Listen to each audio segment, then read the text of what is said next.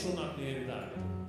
Öll saman og fá að lofa og vegsama Guð, það það sem best getur gerst í byrjun dags. Amen. Og við ætlum að halda áfram að syngja, ég gef þér hjarta mitt, ó Guð, ég gef þér allt sem í mér Yndislegt bara að fá að leggja þetta í hendi Drottins, koma hingað inn til þess að lofa hann og vegsama, fá að njóta samverðnar við Drottin og með hvort öðru og síðan þetta að gefa Drottni hjarta okkar, huga og allt sem við erum að takast á við. Amen.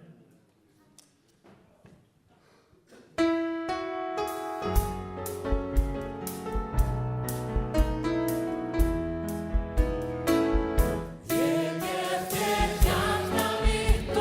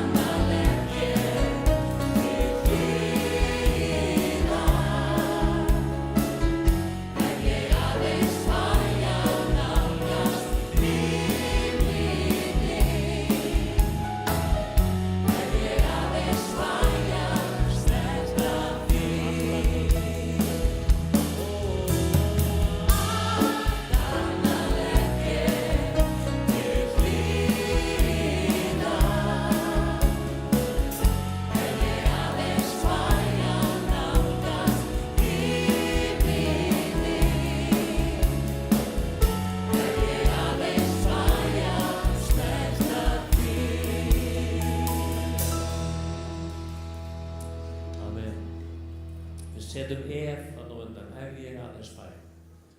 Og við vitum hver vilji Guðs er. Vilji Guðs er að hann mæti okkur í öllum kringumstæðum, á öllum stundum. Amen. Svo efinn er bara okkar megin. Það er aldrei Guðs megin. Og Helgi kemur hérna upp og les og segir svolítið frá því sem framundan er. Þannig að syngja eitt sálm sem heitir Eins og straumlind sterkra vatna. Syngjum hann saman og síðan kemur hann Helgi hérna upp.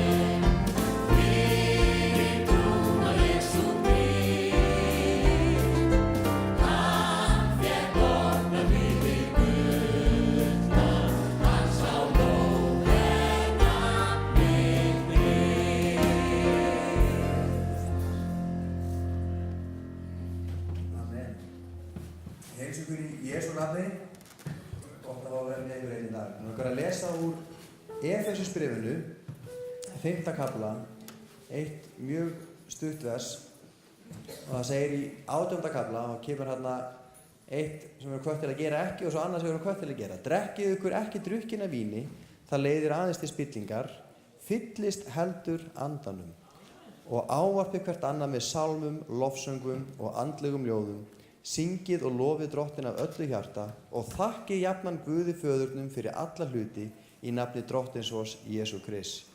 Og það sem ég finnst svo skemmtilegt að fatta til þetta vers er þarna sagt fyllist heldur andanum og það er oft þegar fólk er að tala við okkur heilsvana, það er oft sagt drekktu vatn. Það er ekki allir að heita það, svo gott, drekktu vatn. Og hversu margir skilja sem svo að maður drekki eitt vatnsglas einu sinni og þá þurfum maður að drekka vatn fyrir það sem eftir lifir ævinnar. Það er ekki þannig. Drekktu vatn þýðir drekktu vatn reglulega, drekktu vatn stöðulega. Fyllist heldur andanum er eitthvað sem við gerum reglulega. Eitthvað sem við viðhöldum, eitthvað sem við gerum þegar við komum saman, eitthvað sem við gerum þegar við tökum okkur tíma heima með Guði, eitthvað sem við gerum þegar við hittum trúsystkini okkar í heimahúsi eða hvað sem er og við biðjum saman. Fyllist heldur andanum. Við skulum alltaf vera að fyllast andanum. Við skulum alltaf vera að fylla á. Við skulum alltaf vera að endurnýjast. Það er hvatningin og það er eitthvað sem okkur stendur til boða að gera hér í dag. Áður en ég fer að segja hvað er framundan, þá langar mig að taka fyrir bænarefni. Það er margt sem þarf að biðja fyrir. Unglingarnir í kirkjunum okkar eru með þeim flottari í heiminum, leyfið mér að segja. Já, amen. Ég ætla að vera að segja, ég ætla að beðast afsökunar að ég er ekki mjög hlutlaus, ég er í þessari kirkju. En þau voru með sólarhrings bænavöku helgina. Þannig að það er mikið búið að biðja hérna. Hversu margir unglingar hittust til að biðja heila nótt þessa helgi? Hugsaðu alla foreldrana sem þurftu að hafa áhyggjur af börnunum sínum helgina. Á meðan eru unglingarnir okkar í kirkjunni að biðja. Er það ekki forréttindi? Er það ekki frábært? Áttu barn eða ættingja eða eitthvað sem er á unglingsaldri og þú þarft að koma í góðan félagsskap? Ekki leita lengra, komdu bara hingað. Og þá biðja þau helgar, þá fyllast þau af andanum, frekar en að fyllast einhver öðru. Og þannig að það er búið að biðja mikið hérna helgina og það eru mörg bænarefni, það eru margir sem þurfnast lækningar.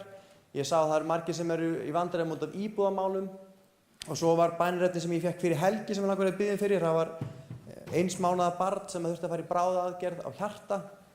Og við vitum að með svona lítil kríli þá er það mjög svona stór aðgerð og lítið sem út að bræða. En við skulum biðja fyrir því. Samanumst í bæn. Já. Mér langar við biðjum líka fyrir Árna Arifjarnar, bróður okkar og tónlistarstjóri heitir Margarar. Og við höfum sagt frá því að hann fór í aðgerð vegna æxlis við heila. Og hann er að jafna sig eftir það og ég var að spyrja það eitthvað þess. En það var nokkuð hringt í mig og spurt, veistu hvernig staðan er? Þannig að hann er að jafna sig eftir þessa aðgerð og það var hann eftir að taka ákvörðun hvað verður. Þannig að við höldum áfram að biðja og lyfta honum upp til Drottins. Amen. Amen. Við biðjum fyrir þessu. Drottinn minn, ég þakka þér fyrir að fá að koma saman í dag í Jesú nafni. Þakka Drottinn minn fyrir máttinn í bæninni, Drottinn. Þakka fyrir þú segir þínu orð að 1 rekur 1000 á flótta en 2 10.000. Þannig að þegar við komum saman og við biðjum þá er margfölduna máttur í bæninni, Drottinn minn. Og þannig við lyftum öllum þessum bænaröldum fram fyrir þig í Jesú nafni. Drottinn minn, við biðjum fyrir landinu sem við búum í, við biðjum blessun þín yfir landið okkar, Drottinn. Við biðjum blessun þín yfir kirkju þína á Íslandi, Drottinn. Við biðjum fyrir söfnuðunum okkar og öllu starfinu hér, Drottinn. Við biðjum blessun þína, meðbyr þinn og vilja þinn í einu og öllu, Drottinn minn. Og svo lyftum við þessum bænaröldum sem lögð hafa verið fram. Drottinn minn, ég biðji fyrir öllu því sem unglingarnir okkar hafa verið að biðja fyrir helgina, Drottinn. Allar þarfirnar sem þar voru lagðar fram, Drottinn. Og Faðir, við viljum bara ýta á eftir þeim bænum, Drottinn, og taka undir þær bænir.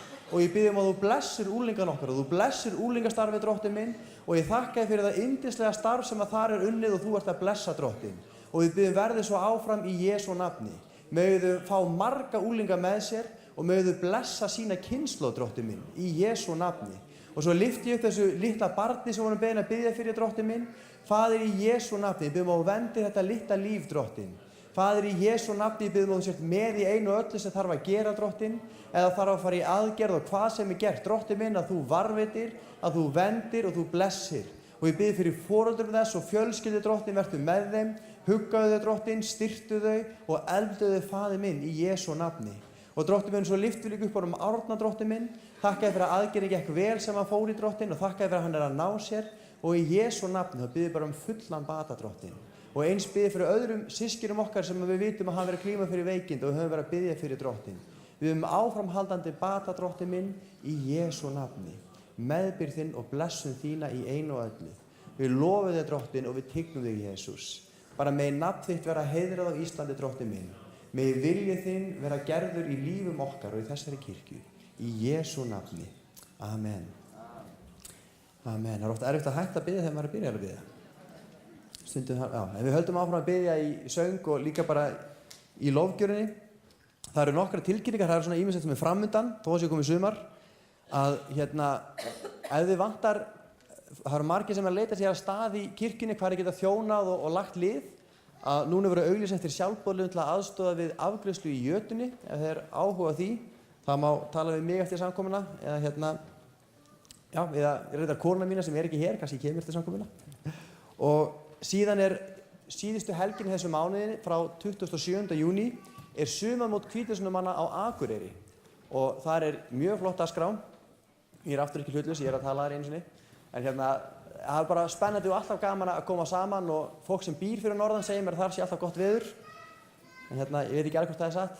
En það örugglega gott veður og góður félagsskapur fyrir norðan í lok þessa mánaðar. Og svo þetta kotmót að nálgast og ég ætla að biðja Einar að koma upp með eina tilkynningu svona í lokin það. Takk fyrir þetta. Það gerist mjög mikið í þessari kirkju að fólk kemur með tilkynningu að tala í svona 40 mínútur en ég nefndi því ekki þannig að ég setti saman smá vídeo og skulum við sjá hvort þú verður að tvíkleika fyrst á svarta dæmið, svo já, flott. Áður að byrja þetta svona vakningarvídeó líka þannig að ég ætti að vakna eftir þetta miðband. Þannig að þetta slökk kannski í ljósum.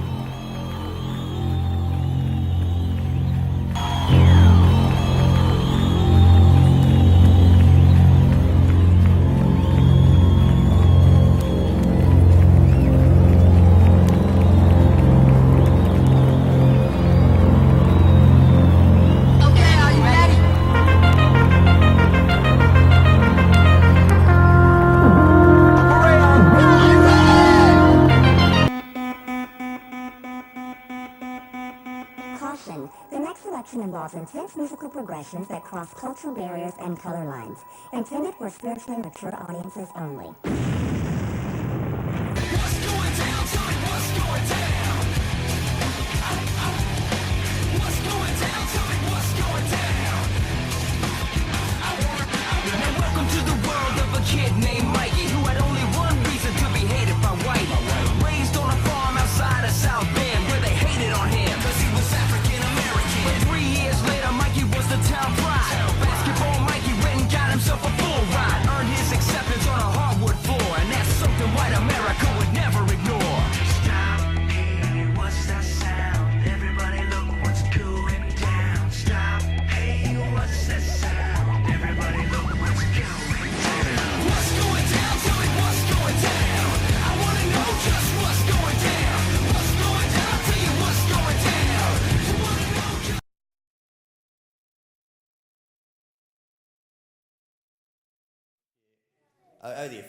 Við viljum ekki að unglingar og ungt fólk sé að grafa talenturinn sínar, þannig þetta svo vettvangur fyrir það að geta ávaxtaðir talentur og þannig eins og sá var Helgi þarna í lopapeysu eitthvað að dansa.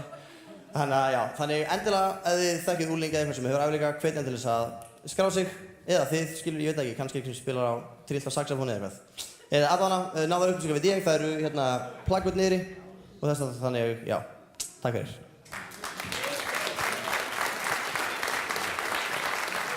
Þið sáum að það stóð draumar urðu til. Ég var í einu atriði sem var allavega martruð þegar það byrjaði. Allir fegnir þegar það var búið. Það var eitt sem ég glemdi að segja frá hérna áðan, að síðasta mánudag að þá hófu samkomur hérna á mánudagskvöldum. Að margir tala United Reykjavík sem svona trúboðstarf og margir að frelsast og þau eru búin að vera, þau byrjuðu í Austurbæ, voru svona í CTF, hafa verið í veginum undanfarið ár og eru komin hingað núna. Það er mikill vöxtur hjá þeim og þau vantaði stærra pláss. Þannig að þær samkomur hófust hérna síðasta mánudag og það hefði átt að eiginlega auglýsa það fyrir en það bara glemdist, það var mikið að vera síðustu helgi. Glemdum líka að auglýsa útvarpsmessuna og svona. En það veit ég að því að 8 á mánudagskvöldum eru þessar samkomur hér og ég veit að þau vantar alltaf óska eftir að fá svona þroskaða grundvallaða kristna einstaklinga til að koma og taka utan þá sem eru að frelsast og vera með. Þannig að ef þú átt mánudagskvöldin laus og ert að leita að þjónustu eitthvað starf í Guðsríkinu þá myndu þið ábyggilega þiggja aðstoð. Amen. Við erum að taka fór og þá erum við í að lofa Drottinn með eigu okkar. Allt sem í mér við vorum að syngja það á það. Þú veist að tækja þess að færa það út og við erum alveg óendanlega þakklátt fyrir alla sem gefa. Við erum svo blessuð að fá að vera hluti af kirkju sem að kann og vill gefa. Þannig fáum við að sjá Guðsríkið vaxa á því sviði líka. Svo að meðan að fórnin er tekin þá ætlum við að syngja saman sálm sem er alíslenskur, bæði lag og texti og hann heitir Ég fann þann mig sem frelsar. Textin heitir Jóhannu Karlsdóttur og maðurinn hennar, Guðni Guðmundsson samdi lagið þetta. Syngjum það saman á meðan að fórnin er tekin og það er posi hérna aftast fyrir þá sem eru með kort. Já, ef við byggjum þá sem ætla að undirbúa brauðsbrotninguna að gera sér reiðubúna meðan við tökum síðan fórnina.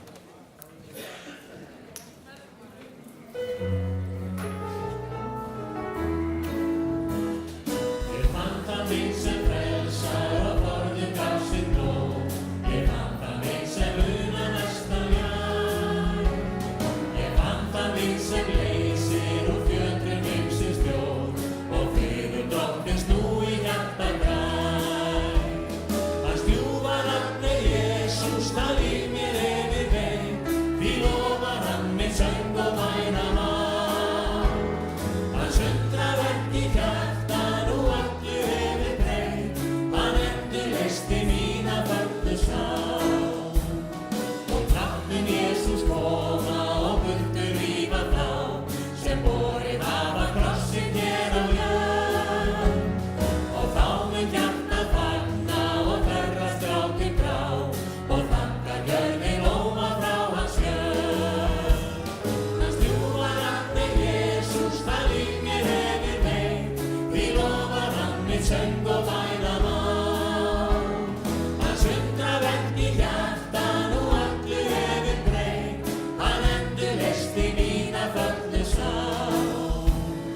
Og gerðu líf þitt konung sem gaf sitt hjarta blóð, og gegnum stungna hendi réttir þér. Hann veitir líf og nægtir og sannan sigur móð, því sigrað í hans nafni fáum hér. Hans ljúfa nafni Jesús, það líf mér hefur veit, því lofar hann minn söng og væna mál. Hans undraverk í hjartan og öllu hefur breytt, hann endurleysti mína fögnu sál. Og hvað gull og gæða sem gefur velur þér, leynir þú að hugsun þína sál. Því eitt sinn þarft að kveðja það allt á jörðu hér, sem aðeins reynist hverfum stundar ná. Hans ljúfa nafni Jesús, það líf mér hefur veit, því lofar hann minn söng og væna mál. Hans undraverk í hjartan og öllu hefur breytt, hann endurleysti mína fögnu sál. Ég langar að minnast á eitt sem að það var alveg einstaklega skemmtileg frétt í Mokkanum í fyrradag. Og það var að þeir voru að skipta glugga á skálanum, Kristján Haralds og Böðvar Ingi Guðbjörns, þegar leitin stóð sem hæst í austur í Fljótshlíð. Og ég er svo innilega þakklátur þeim fyrir að hafa opnað skálan og gefið leitar fólki tækifæri til þess að koma austur og hvíla sig. Og það var milli 80 og 100 manns sem að komið til þess að gista og fengu síðan veitingar bæði frá Slysavarnadeildinni og öðrum sveitungum sem komu og tóku þátt. Svo ég er bara svo þakklátur fyrir þetta hugarfar að nýta og taka tækifæri sem gefast til þess að blessa og til þess að hjálpa. Mér langaði bara að vekja athygli á þessu.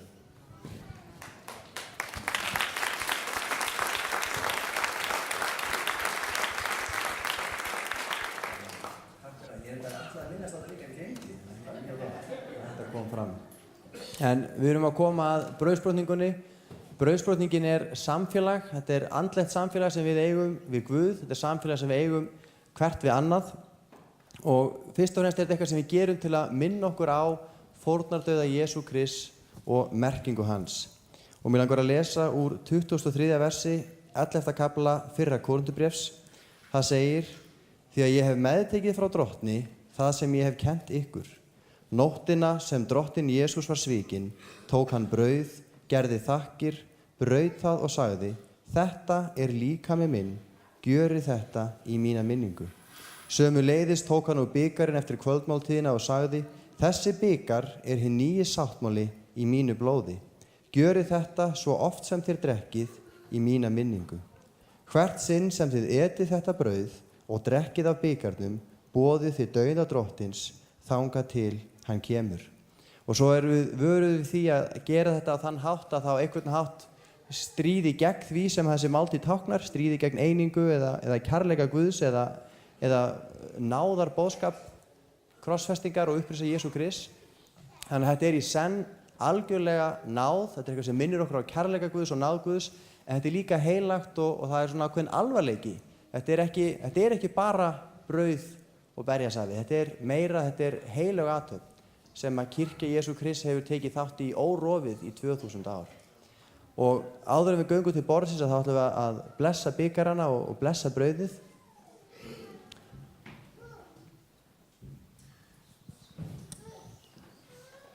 Já, þakkaði Drottinn fyrir náð þinn og miskunn. Þakkaði Jesús minn að þú komst til jarðarinnar. Þú dóst fyrir okkur. Þú gafst þitt blóð til þess að við gætum farið í gegnum náðarliðið. Elsku Drottinn minn, þakkaði fyrir að þú biður fyrir okkur. Þakkaði elsku Jesús minn fyrir að við megum leggja allar okkar áhyggjur á þig. Og þakkaði Drottinn minn að þú gefið okkur rétt til þess að vera Guðs börn. Lofa sitt heilaga nafn og ég bið að blessa þá sem eru hér. Blessa þessa athöfn og vertu með okkur og hjálpa að vera salt og ljós fyrir þig. Í Jesú nafni. Amen.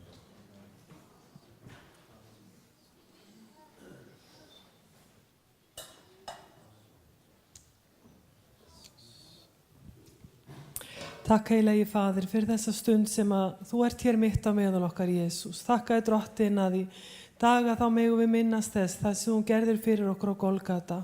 Þakkaði fyrir það Jesús að þú tókst syndir okkar upp á krossins tré. Þakkaði Drottinn minn að þú gafst og gekkst sjálfur í dauðan fyrir okkur svo við mættum eignast eilíft líf. Þakkaði fyrir frelsi sem við eigum í þér Drottinn. Þakkaði fyrir náðina sem ný á hverjum degi og við mögum koma hér í dag Drottinn. Og þakka þér fyrir náðina og fyrir frelsi sem þú hefur gefið okkur Drottinn. Þakkaði fyrir frelsi Jesús minn, þakkaði fyrir lækninguna sem við eigum í þér. Og ég þakkaði fyrir það Drottinn minn að við mögum biðja fyrir sjúkum og þeir mögum verða heilbrigðir Drottinn. Og við göngum fram í þessari trú hér í dag Drottinn, að í dag þá læknar þú sjúka Jesús. Þakkaði fyrir það Drottinn að þeir sem eru bugaðir Drottinn að þeir eiga von í dag, að eiga frelsi og eiga nýja náð. Og ég lofa og vex saman nafnið Drottinn minn og hjálpa okkur Drottinn að hugleiða það og minnast þess sem hún gerðir fyrir okkur. Að við mögum aldrei gleyma því, heldur megum við upplifa það okkur með einasta degi með þakklæti að við eigum frelsið í þér. Í Jesú nafni, amen.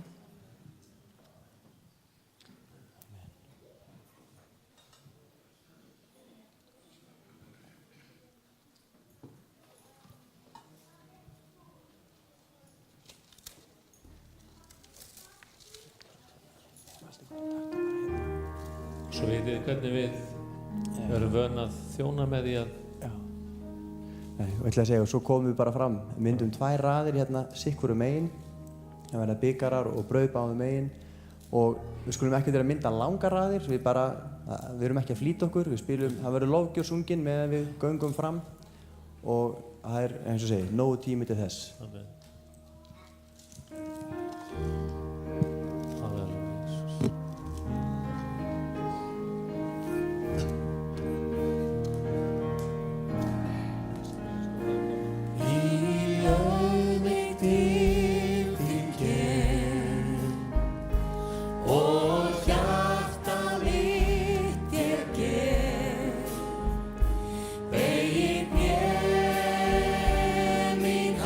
Sá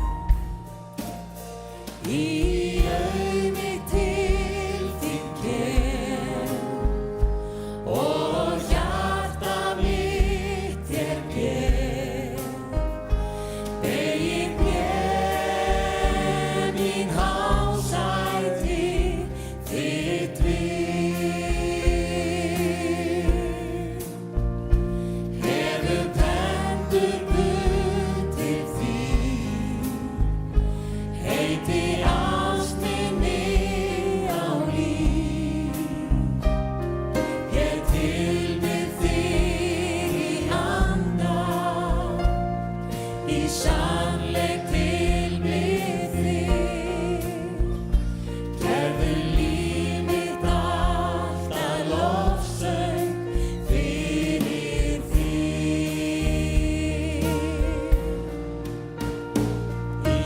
auð mitt til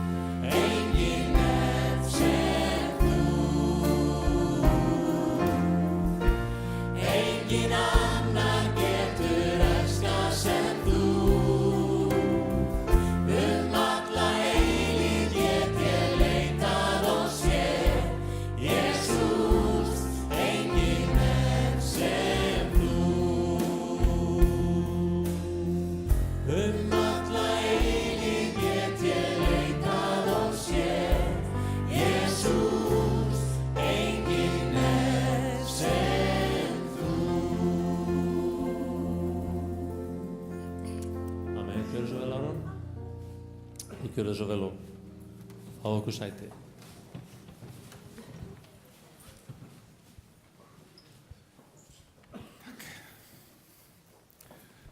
Góðan daginn. Gaman að sjá ykkur öll í dag á þessum rennblauta sunnudagsmorgni. Takk fyrir síðustu helgi. Virkilega gaman að vera með ykkur og hérna var mikil hátíð. Og ég held að ég geti sagt það að ég sé bara spenntur að hefja hér störf með ykkur öllum. Við erum kirkjan, við vinnum að þessu saman. Ég og Helgi fáum þetta hlutverk að leiða, en við erum öll kirkjan. Okkar þjónusta er ekki mikilvægari en ykkar. Hún er bara aðeins öðruvísi. Þannig að gerum þetta saman, við erum kirkja og vinnum saman að framgangi Guðs ríkis á Íslandi. Guð hefur stóra hluti fyrir sína kirkju. Hann hefur mikla væntingar til kirkjuna. Göngum saman þann veg. Nú, þeir sem þekki okkur hjónin, þeir vita að við erum haldin óslökknandi ferðabakteríum og það virðist lítið verið hægt að gera í henni. Allavega heldur hún alltaf áfram. Og við höfum farið víða, við höfum lifað bara svolítið spart, en það erum við kennarar, við höfum ekki átt kost á öðru, en síðan ferðast. Dóttir mín sem er 10 ára gömul, hún hefur komið í 5 heimsálfur til 19 landa og við tökum yfirleitt börnin okkar með og við elskum að ferðast. Og oft er þetta í svona kristilegum tilgangi og við heimsækjum kirkjur á sunnudögum. Og við förum bara í kirkju á sunnudögum. Það er bara það sem gerum. Alveg saman hvar við erum í heiminum, sunnudagur er bara dagur þar sem maður fer í kirkju. Erum sammála því? Þið sem eru heima, sunnudagur er dagur þar sem maður fer í kirkju. Og við viljum sjá okkur hér, komið til okkar. En það er svo merkilegt að það er sama hvar maður fer, þar sem maður kemur inn í heilbrigða kirkju, þá er maður komin heim. Þá er sami andi sem er á störfum, þá er maður komin heim og maður tekið vel á móti manni og maður upplifir þessa tilfinningu og tilheyra fjölskyldu Guðs. Í Kólossabréfinu 3. kafla versi 11 stendur: þar er því ekki grískur maður eða gyðingur, umskorinn eða óumskorinn, útlendingur, skíti, þræll eða frjálsmaður. Þar er Kristur allt í öllum. Og Kristur, hann brúar þetta bil milli ólíkra hópa. Hann gerir okkur að fjölskyldu, hann tengir okkur saman. Og Jesús sagði í Jóhannesar Guðspjalli 14:26, hann segir: en hjálparinn andinn heilagi sem Faðirinn mun senda í mínu nafni mun kenna þér allt og minna yður á allt sem ég hef sagt ykkur. En hann talaði heilagan anda sem hann sendi á hvítasunnudag sem við vorum að halda upp á síðastliðinn sunnudag. Og það er það svolítið sem ég langar að tala í dag, að fara inn á þetta efni heilagan anda. Heilagur andi er yndislegur. Og það er nærvera hans er algjörlega yndisleg. En aðeins kirkjuna, áður en ég helli mér í þetta umræðefni. Kirkjan er heima. Hún er okkar annað heimili. Fyrir sumum er það jafnvel eins og fyrsta heimili. Og allir eru velkomnir í kirkjuna. Og við höfum að gleðjast yfir nýju fólki. Og fagna þeirra nýtt fólk og umvefja nýtt fólk inn í kirkjuna. Meðtaka það strax sem hlut af fjölskyldunni. Ég gekk í Fjölbrautaskóla á Selfossi. Og í þessum skóla að þá komu svona margir ólíkir hópar, margir sem höfðu gengið saman gegnum grunnskólan og hóparnir blönduðust lítið og það var mjög erfitt fyrir utanakomandi að komast inn í hópinn. Eirbekkingar, þeir voru við eitt borð og stokkseyringar við eitt. Þeir voru þarna cirka hjá það sem salurinn er. Hvergerðingar, þeir voru undir stigunum. Þorlákshafnarbúar, þeir voru við bókasafnið. Við Rangæðingar vorum í svokallari gryfju, sem er svona eitthvað dæmi þarna. Og það var ekki gott að vera utanakomandi, ekki gott að vera frá Norðurlandi nema maður væri alveg svona félagslegt ofurmenni. Getur bara að blanda sér hvar sem er í hvaða hóp. Og það er 13 ár síðan ég útskrifaðist úr Fjölbrautaskóla. Ég held að þetta sé nákvæmlega eins ennþá. Það eru sömu hóparnir sem að sitja saman og þeir blandast voðalega lítið. En svona er þetta ekki í kirkjunni, það nokkuð. Svona er þetta ekki hér. Er þetta svona hér? Ok, á þetta að vera svona? Það er nauðsynlegt að eiga vini og fólk sem manni náið, en það þýðir ekki að maður útilokar aðra. Fólk sem kemur inn í þessa kirkju, eins og allar aðrar kirkjur, á að finna sér svo ótrúlega velkomið að það trúir ekki að svona kærleikur og svona móttökur séu mögulegar, eins og það er í kirkjunni. Þegar það kemur nýtt fólk, þá umvefjum við það. Þá tökum við á móti það í kærleika. Þannig að það finnir sér strax heima hér í kirkjunni. Og þá við okkur mörg. Það er bara við sem getum gert það. Það er ekki ég og Helgi sem gerum það. Það er við öll. Við tökum bara á móti fólki. Umvefjum fólk. Þannig að það þurfa ekki að hafa fyrir því að reyna að koma sér inn í einhvern hóp. Heldur bara tökum á móti fólki.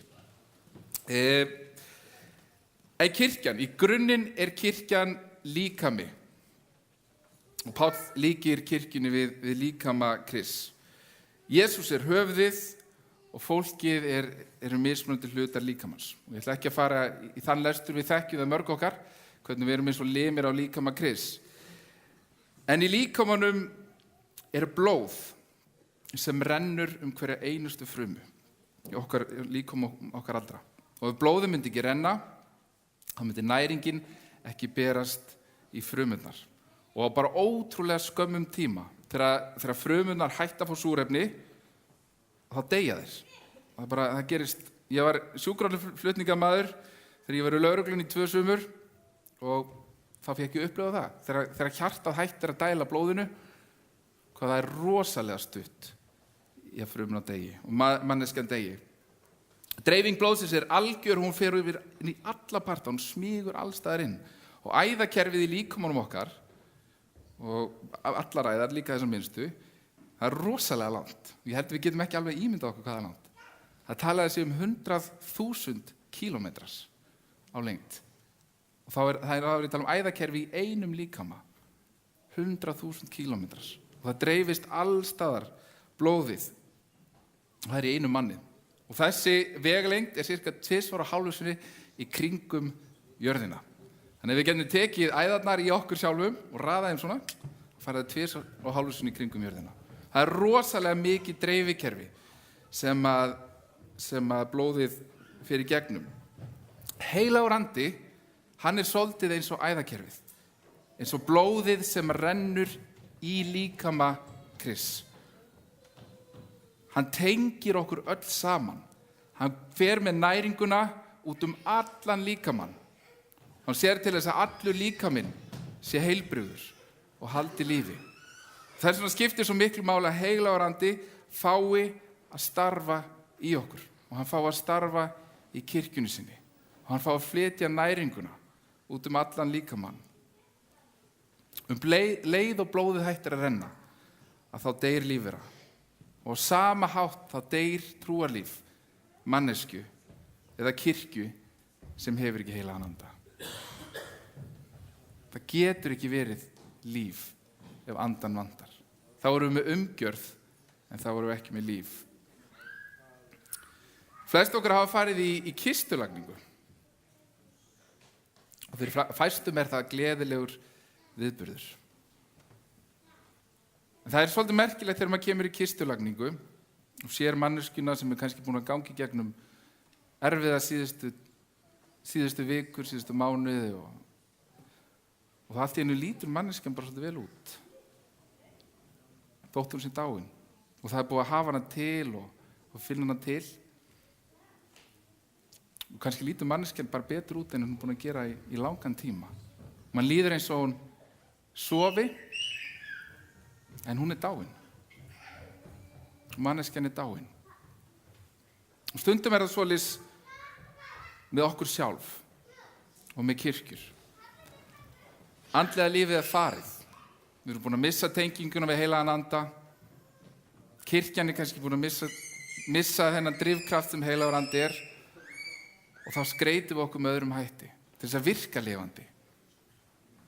Við kannski leggjum meira áherslu á klæðnaðinn eða við leggjum meira áherslu á umgjörðina og allt þetta. Þannig við lítum út fyrir að vera lifandi en að innan erum við dáin. Andinn er farin. Útlitið skiptir eiginlega engu máli. Það er það innra sem skiptir máli. Það er að andinn sé lifandi innra með okkur. Og þá er ég að tala um okkur sem einstaklinga og sem kirkjuna. Þegar að andi Guðs fara að starfa á meðal okkar, þá er líf í kirkjunni og þá er líf í okkur sjálfum. Og skiptum ekki á anda Guðs og neinu öðru. Sættum okkur ekki við neitt annað en lifandi Guð sem að starfar í lífum okkar. Við þurfum heilaga anda. Andi Guðs, hann er nóg til þess að umleikja alla jörðina. Hann er nóg til þess að umleikja þig og hann hefur áhuga á að starfa í þínu lífi. Hann hefur það. Hann þráir samfélag við þig á hverjum einasta degi. Stundum gerist það og það hefur gerst fyrir mig, það hefur gerst fyrir mig oft á mörgum sinnum. Stundum í einhverja dag og jafnvel einhverja vikur, jafnvel mánuði. Og meira segja þegar ég hef verið forstöðumaður. Trúið því að ég hef misst tenginguna við Guð. Ég hef verið of upptekinn, ég hef verið önnum kafinn, ég hef kannski verið með hugan algjörlega annar staðar og ég hef misst þessa tengingu við Guð í gegnum heilagan anda. Og lífið það fer. Allt fer að vera erfitt, allt fer að vera streð. Allir fara að vera pirraðir í kringum hann. En það er bara ég sem er pirraður. Og það fara allir að vera svona hálfvittlausir í kringum mig. Það er ekki þeir, það er ég.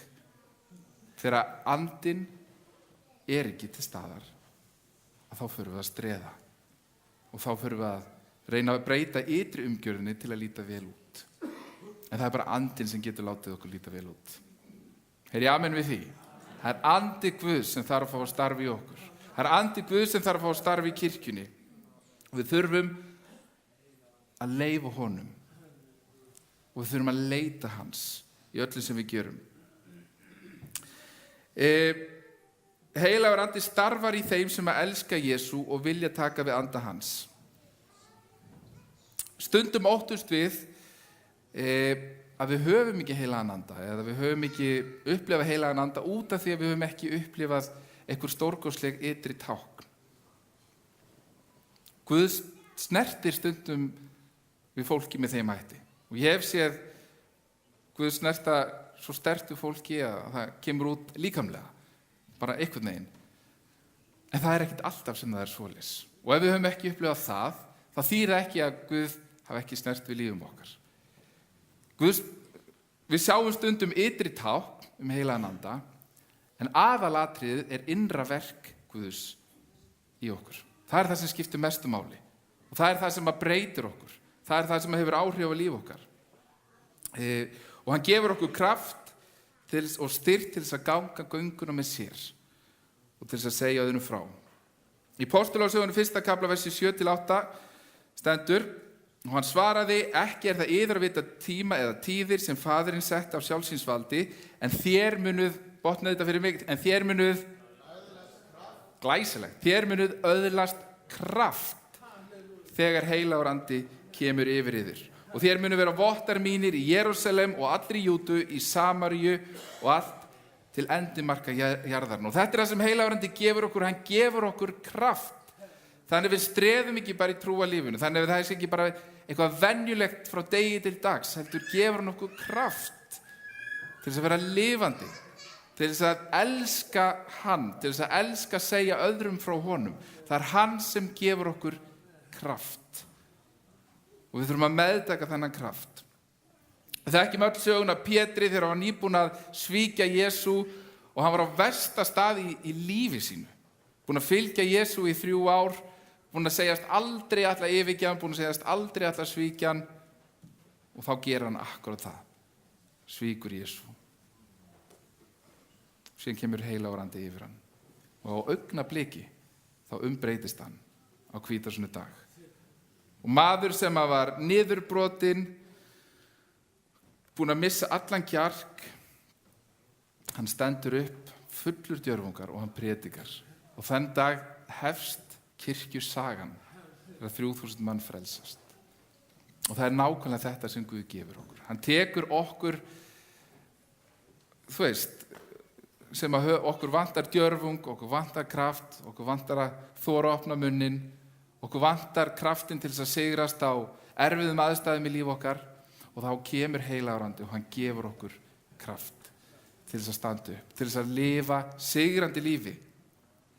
Og við höfum aðgang að þessum krafti, en því miður er hann ekki að verki í öllum kristnum. Við höfum aðgang að honum, en hann er ekki alltaf að verki. Og ástæðan er svo að við þurfum að meðtaka kraft Guðs. Hann kemur ekki að sjálfum sér. Við þurfum að taka á móti honum inn í lífið okkar. Ég bý á Selfossi, og enginn sagði það minn, en ég bý samt á Selfossi og það er frábær staður og núna er samkoma í kirkjunum minn á Selfossi og þau eru yndisleg. Hlakka til að heyra hvernig gekk. En ég bý í gömlu húsi og áður ég flutti í þetta hús að það var búið að gera svona sökkul út og það er átt að byggja sólhús.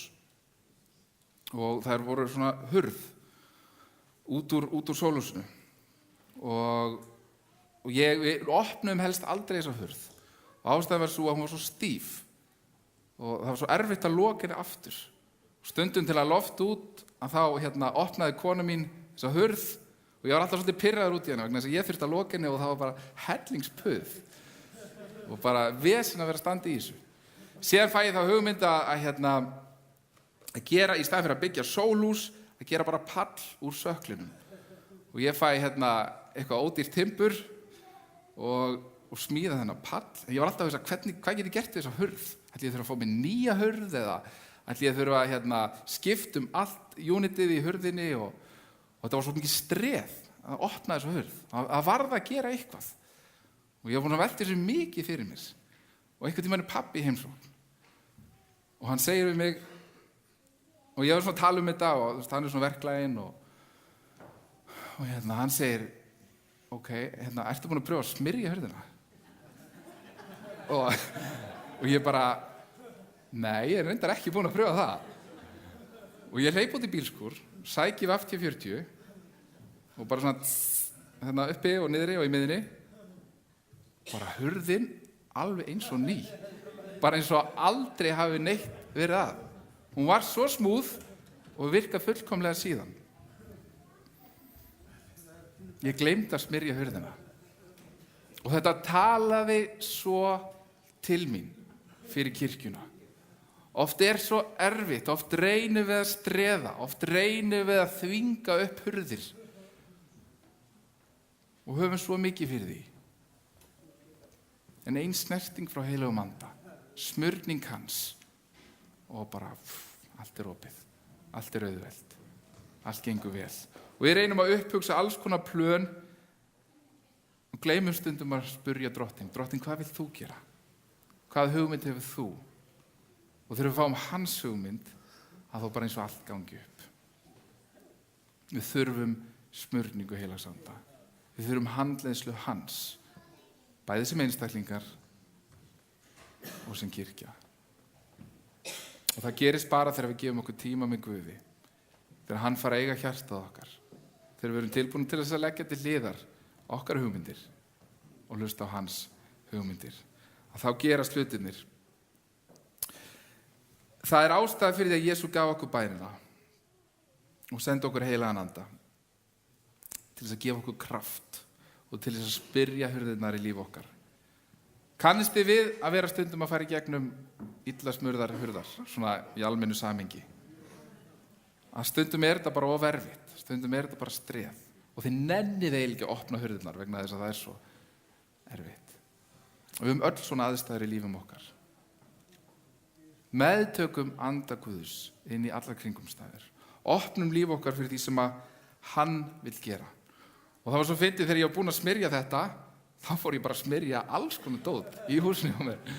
Allt í hennu fór að hætta ískra í öllum hurðum og bara smurningin og virkaði á ótrúlega margt. Og það sem gerir, þegar við erum í flæði Guðs, að þá virkar smurningin í lífum okkar. Hún hjálpar okkur í samskiptum. Í staðinn fyrir að lenda í árekstrum með fólk, þá fyrir við einhvern veginn að skilja hvaðan fólk kemur. Fyrir við að skilja hvað liggur á baki. Fyrir að vera andlegar manneskjur. Biðjum leiðsögn Guðs í öllum hlutum. Og mér langar að tala nokkur atriði sem heilagur andi hjálpar okkur með. Heilagur andi, hann hjálpar okkur að taka ákvarðanir. Ég hugsa hjá mörgum okkar eru langflestar ákvarðanir teknar á þess að nokkuð tíma að spyrja Guð hvað hugmyndir hann hefur. En Guð hefur áhuga á okkar raunverulegu aðstæðum, bara í heimilislífinu, í uppeldi barnanna okkar, í fjármálunum okkar. Að þá vill Guð fá að koma að staða með sinni heila anda og leiðbeina okkur. Í Póstulagssögunni 15. kafla versi 28 við talaðum aðstæður þar sem að postularnir stóðu frammi fyrir ákvörðun og þeir leituðu Guðs og síðan svaraði þessu: það er ályktun heilags anda og vor. Og síðan koma þeir með niðurstöðuna. En það var ályktun heilags anda og vor. Þegar þið spurðu: heilagur andi, hvernig eigum við að gera þetta? Hvert vilt þú leiða okkur? Og þannig ættum við að spyrja með alla hluti í líf okkar.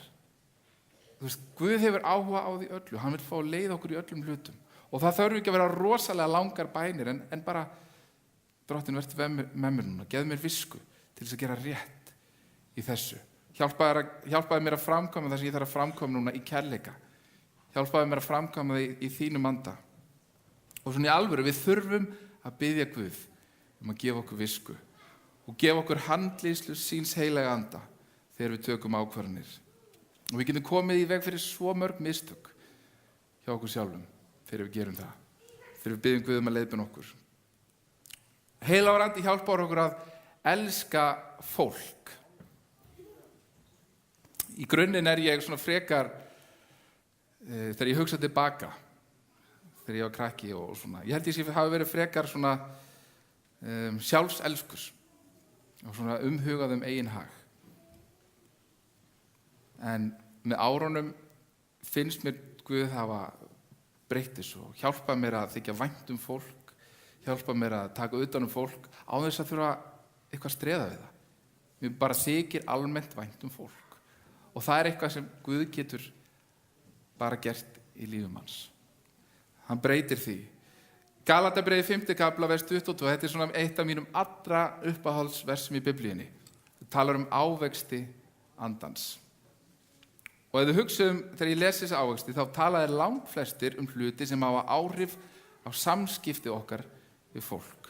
Hlustið á þetta.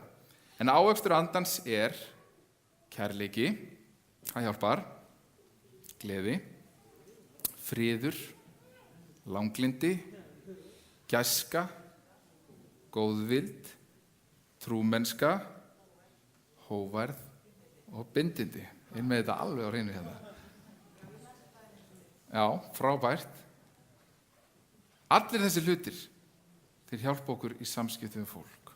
Og þetta eitthvað sem andinn kveikir innra með okkur. Þegar við lifum í anda Guðs, að þá fara þessir ávextir að koma fram í lífum okkar. Og þetta, þú veist, ég horfi hérna yfir salin, ég þekki ykkur náttúrulega ekki öll, en af minni reynslu sem einstaklingur í mannlegu samfélagi, þá þetta ekki meðfættir einstaklingar hjá flestum. Nei, meðfættir eiginleikar hjá flestum. Heldur þetta eitthvað sem andi Guðs fara að fæða fram í lífum okkar. Og þegar við erum nær honum, þá auðveldara að láta þessa eiginleika koma fram. Þannig að stundum þegar maður kynnst fólki sem bara leiðilegt, það sjálfselst og það eiginhagsmunasegir og það alla þessa neikvæðu kosti, en síðan frelsast það og það upplifar hvernig andi Guðs kemur yfir og það verður breyting. Allt í einu fara einstaklingar sem hafa aldrei sýnt fólki áhuga að elska náunga sín og vera örlátir og elska að taka utan fólk. Hafið séð þetta gerast í lífum fólks? Hefur þetta jafnvel gerst í þínu lífi? Og þetta ákveðin mælikvarði á andlega stöðu okkar þegar þessi hlutir fara að hætta að koma fram í líf okkar. Þegar við förum að verða neikvæð og þegar þessi hlutir fara að skerðast í lífum okkar, að þá þurfum við svolítið að skoða. Ég að taka mig tíma með Guði?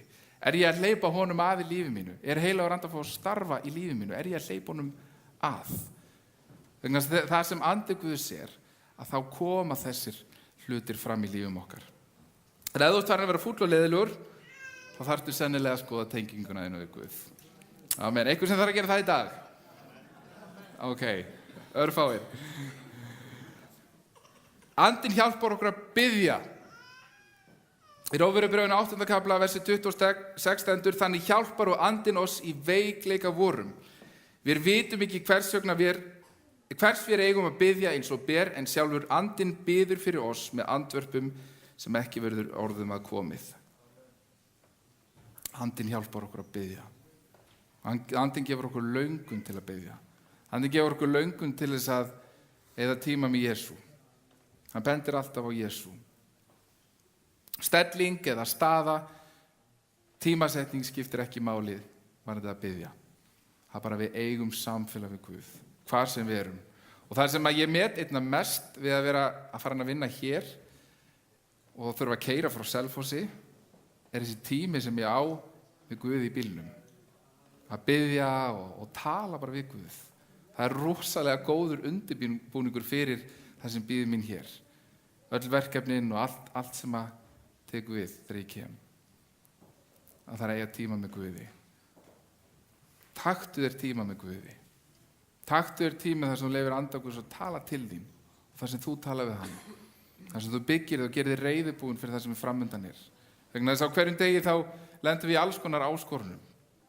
Og við þurfum að vera undir það búið. Og stundum bara tölum við Guðs með hjálp heilags anda. Stundum vitum við ekki hvað við um að biðja eins og kemur. Stundum vitum við ekki hvernig við um að koma orðum að hlutunum. Og þá gefur heilagur andi okkur þetta verkfæri sem er tungutalið. Og margir hafa eignast það og notum það. Tölum í tungum. Það er svo gott að geta oft nota það þegar við vitum ekki orðin, þegar við vitum ekki hvað við erum að segja. Og nota tungumáli sem Guð hefur gefið okkur. Næsta atriði er þetta: andinn hjálpar okkur að skilja orð Guðs, Biblíuna. Í Efesusbréfinu 1. kafla vers 17-18 stendur: ég bið Guð drottins vors Jesú Krists, föður dýrðarinnar, gefa yður anda, speki og opinberunar, svo þið fáið þekkt hann. Ég bið hann að upplýsa sálarsjón yðar, svo þér skiljið hver sú von er sem hann hefur kallað oss til. Hver ríkdómur hans dýrlegu arfleiðar er, sem hann ætlar oss meðal hina heilögu. Hann vil gefa okkur anda, speki og opinberunar, þannig við skiljum orð hans.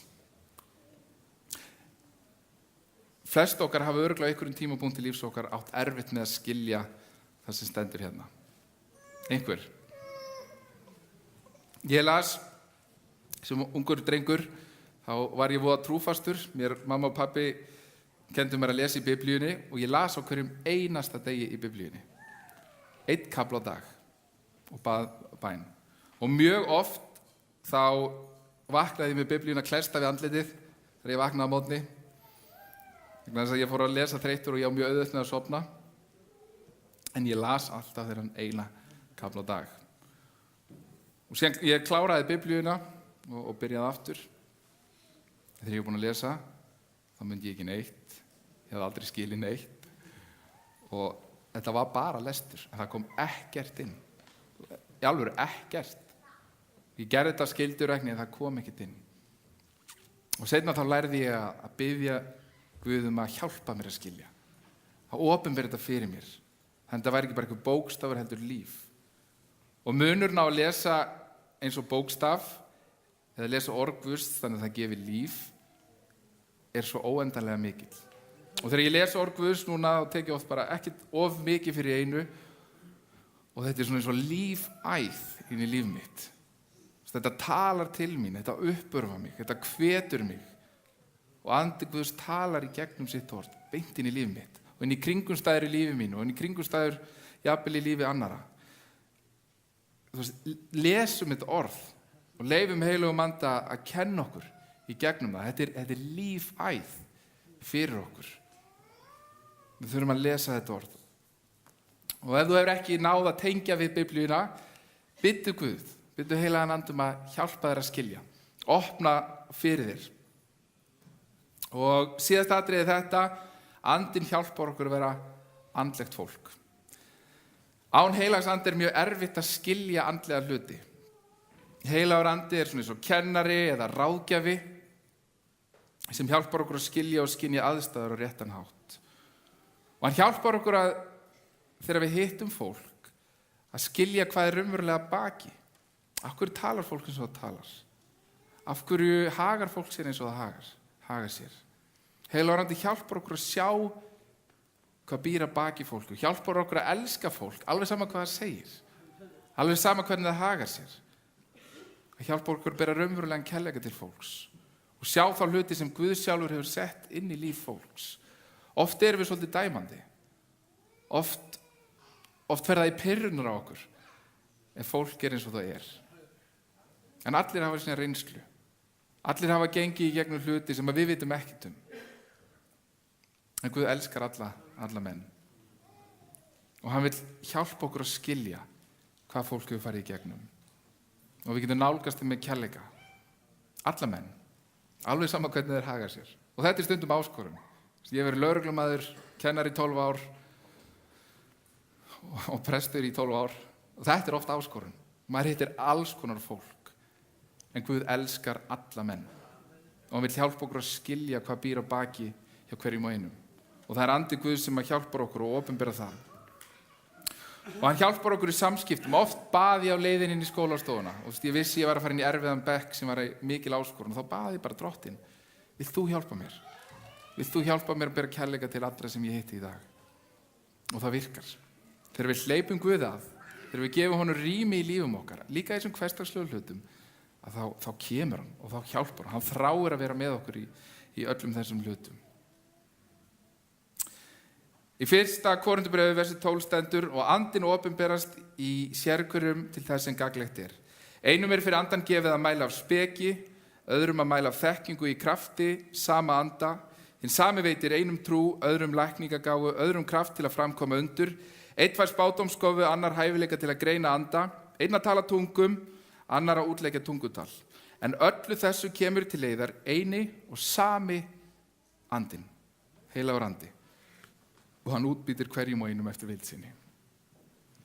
Og Guð vill skýra þig í heilugum anda. Ef þú er ekki upplifað það, þá vill hann gera það. Ef þér finnst eins og andinn hafi dalað í lífiðinu, þá vill hann endurnýja verk sitt í lífið þínu. Hann vill kveikja aftur þetta bál sem hann kannski hefur sloknað. Og hann vill gefa þér svona andlegar gjafir, gjöf andans. Það er kannski ekki allir með það sama, en hann vill virkja þetta meðal okkar. Við erum hvítar sem söfnuður. Við kennum okkur við þennan dag, þar sem heilagum anda var úthelt. Og þessir hlutir eiga að vera virkir á meðal okkar. Sýnir, draumar og spádómsgjöfin og tungutali, allir þessir hlutir. Þeir eiga að vera hluti af okkar veruleika. Tökum á móti þessu. Virkjum þetta í lífum okkar. Kirkjan þarf á því að halda. Kirkjan þarf á því að halda andi Guðs starfi hérna hjá okkur. Og hann starfar í gegnum, kirkjan er fólk. Þannig að þegar við tökum á móti þessu, að þá er þetta fyrir kirkjuna. Þá er líf í kirkjunni. Hvernig fyllust við heilugum anda? Biddu Guð. Biddu Guð að gefa þér sín heilaga anda. Taktu þér tíma með honum. Gefðu þér tíma frammi fyrir Guði. Og flest lifu allt á uppteknu lífi. Það er allt of mikið að gera. En samt bara hluta þessum raunveruleikar sem við lifum í. Og við þurfum að ákveða tíma með Guði. Og bara í gegnum daginn vera að bjóða hann velkomin í líf okkar. Við þurfum að beygja okkur undir viljans. Og við þurfum að segja að hann gerðu það sem þú vilt í mínu lífi. Ég vil gera þinn vilja. Það er einn á Selfossi sem að kendi mér þessa skemmtilegu bæn. Ég vil vilja þinn. Ég vil vilja þinn. Og megi það vera frá okkur allra, við viljum vilja Guðs. Raunverulega. Alveg þótt hann sé stundum óþægilegur eða stundum ekki alveg það sem við héldum, að þá mættum við vilja Guðs með líf okkar. Og stundum getur meðvituð ákvörðun synd, eða það að lifa í synd, verið eins og hindrun á því að andi Guðs fá að starfa í lífum okkar. Og ef við vitum að það er synd í lífum okkar, eitthvað sem er óuppgert, kannski óheiðarleiki eða eitthvað í samskiptum okkar, eða bara einhver konkrét synd sem við lifum, að þá þurfum við að losa það á lífum okkar. vegna þess að það er erfitt fyrir anda Guðs að starfa í lífum þar sem að við veljum að lifa í synd. Það er eitt atriði sem við þurfum öll að skoða. Það er á við okkur öll. Við lendum öll einhvers staðar á lífsleiðinni í þeim aðstæðum. Æfðu þig í að hlusta og fylgja handleiðslu Guðs. Æfum okkur að hlusta. Heilagur Andi, hann vil tala til okkar. Æfum okkur að hlusta það sem hann segir. Og það sem við þurfum sinni að gera er að hlýða þegar hann tala til okkar. Hlýða þegar Andi Guðs talar. Og hér inni er fólk sem er á einhverjum tímabúndi valið að reyna að ganga bara kristnugönguna eitt. Valið að þetta með heilagan anda og handleiðslu Guðs og eitthvað, það er ekki alveg fyrir mig. Ég ætla samt að vera kristinn og allt það. En það er ekki alveg fyrir mig. Ég ætla að hafa alla stjórntaumana sjálft. Og fylgir Guðs kannski ekki orði en raunveruleikin er annar. Guð þráir að þú sleppir tökunum og hleypir honum að. Og hann raunverulega fái að vera svo sem hann leiðir lífið þitt. Hann raunverulega fái að vera sá sem fyllir á tankiðinn. Hann raunverulega fái að vera sá sem að tekur þig á þessa göngu með sér. Þannig að þú sést andleg manneskja. Kannski hefur aldrei upplifað kraft Guðs í lífið þínu. Opnaði fyrir honum. Þetta er fyrir þig líka. Þetta er fyrir þig líka. Og kannski hefur átt þennan eld en þú finnur hann að fara að dala. Það er alltaf hægt að glæða eldinn. Vinir mínir voru að kaupa sér hús og þessu húsi er arinn. Og okkur fannst það æðislegt og vorum að tala um hvað þetta var frábær arinn að geta kveikt. Og ég fór að segja að það var æðislegt að geta kveikt svona bál inni hjá sér. Svo hvað það væri frábært. Og þá sagði húsmóðurinn sem er að kaupa þetta hús, já, við ætlum sko bara að nota þetta sem kertaarinn. Bara setja svo kerti í arinin og ég misti andlitið. Ég bara trúði því ekki að þau ætluðu virkilega bara að nota þennan arinn fyrir kerti. Það ætlaði ekki að kveikja bál, fá hitan og heyra snarkið og alla þessar hluti sem að gerast þegar við erum með arinn inn í okkur. Ég ólst upp á heimilið sem var arinn. Ég vil hafa arinn. En þau ætlaði að sætta sig við kerti. Þú veist, svo mörg okkar sættum okkur við kerti. Þegar í boði er arinn, þegar boði er bál sem að hitar, sem að hefur áhrif á allt í kringum sig. Sættum okkur ekki við kerti. Tökum á móti eldi Guðs í lífum okkar. Sækjumst eftir því, þráum það, gefum honum tíma, verum kristinn. Það er þetta sem að Jesú gerði, þetta hluta áætlun Guðs. Hann sendi okkur heilagan anda til þess að starfa. Sættum okkur ekki við kerti. Þegar við getum fengið anda Guðs. Við skulum biðja saman. Drottinn, ég þakka fyrir þinn heilaga anda sem þú sendir. Þú sendir fyrir okkur hvert og eitt og þú sendir fyrir kirkjuna þína, Jesús minn. Og ég þakka þér fyrir að áætlun þín starf heilags anda, hún er enn þann dag í gildi, Drottinn. Og ég þakka fyrir heilagur andi að þú ert á störfum út allan heim. Og þú ert á störfum í þessari kirkju. Ég bið þess að við öll sem einstaklingar mættum meðtaka kraftinn, að mættum lifa þessu kraftmikla lífi sem þú heilagur andi vilt glæða innra með okkur. Og við bara bjóðum þig velkomin að starfa í þessari kirkju. Hjálpa okkur að vera á þeim stað þar sem við getum meðtekið. Bæði okkur mætti hungra og þyrsta eftir anda þínum. Og við fjarlægjum hindranir úr líf okkar. Kannski er það tímahindrun eða synd eða hvað sem það kann að vera. Hjálpa okkur bara að opna fyrir anda Guðs í lífum okkar. Að við mættum vera raunverulega andlegt fólk sem að lifir andlegu lífi og lifir í samfélagi við þig. Hjálpa okkur að sætta okkur aldrei við að vera yfirborðskristinn eða í orði. Heldur við mættum lifa þessu lífi. Og ég biði fyrir þeim sem eru hér sem að eiga bara virkilega erfitt með þetta. Sem er í tókstreitu og finnst þessi tilfinning að sleppa tökunum og hleypa þér að. Svo erfið. Ég biðst Drottinn núna að þú kveikir bara nýtt traust til þín. Að við mættum bara gleðjast yfir því að fá að leggja hlutina í þínar hendur. Að fá að gefa þér allt, Jesús minn. Og gefa okkur hungur og þorsta yfir andlegt fólk, Jesús. fá að lifa fyrir þig. Drottinn, vilt þú vinna í þessari kirkju? Viltu byggja upp þessa kirkju? Drottinn, ég bið þess að áframhaldandi áætlun þín með þessa kirkju mætti verða að raunveruleika. Drottinn, við mættum ekki bara stoppa hér, heldur við fáum að halda áfram, að fáum að sækja fram. Og öll þín áætlun með þessa kirkju mætti ná fram að ganga, Jesús. Halleluja. Og við getum það ekki án þín, Drottinn. Án þín erum við ekki neitt. Halleluja. Amen. Við fáum hljómsveitin hingað upp og við erum komin að endi samkomunar. Ég veit ekkert hvort ég talaði lengi eða ekki. Og mér langar að bjóða þér tækifæri. Ef þú ert hér í dag sem vill bregðast við þessu, þú þráir meira af anda Guðsinn í líf þitt, þá er tækifæri hér í dag til þess að við að fá fyrirbæn og við stöndum með þér. En fyrst og fremst þarfst að bregðast við þessu í hjartaðinu. Þú þarfst að opna hjartaðið fyrir vilja Guðs, fyrir áætlun Guðs með lífið þitt. Fá hungur og þorst eftir honum. Amen. Maður syngja lítinn kór hér í lokin sem heitir Ég þarfnast þín. Ég þarfnast þín í dag. Ég þarfnast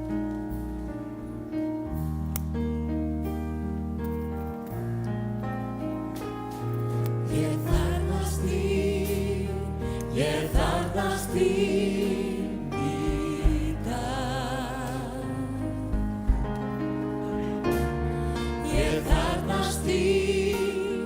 Ég þarfnast þín í dag.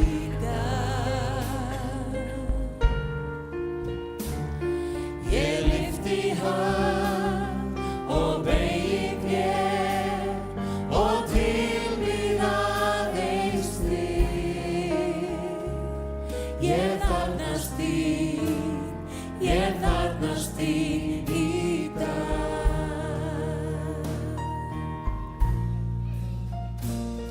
Ég þarfnast þín í dag.